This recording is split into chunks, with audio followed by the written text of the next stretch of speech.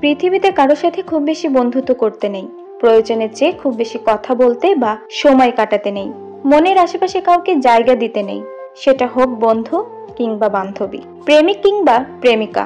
এক কথায় মানুষ শব্দটাই মনের আশেপাশে রাখতে নেই, কাউকে নিজের কমফোর্ট জোন বানাতে নেই, খুব বেশি আসক্ত হতে নেই। কারণ যখন কারো কাছে স্বস্তি পাবেন, শান্তি পাবেন, ঠিক সেই মুহূর্ত থেকেই আপনার জীবনে ভালো থাকার মুহূর্ত বা মেয়াদ শেষ হতে শুরু করবে। কারণ ওই মানুষটাকে আপনার জীবনে ধরে রাখতে চাইবেন, যে কোনো কিছুর মূল্যে সারা জীবন থাকুক। পৃথিবীতে 800 কোটি মানুষের ভিড়ে একটা মানুষ আমার কমফোর্ট জোন হোক, তাকে তো চাইতেই ধরে রাখতে ইচ্ছে করবেই, তাই না? এটা দোষের না, কিন্তু এসবের মাঝে আপনি আপনাকে হারিয়ে ফেলবেন। সমস্যা শুরু সেখানেই।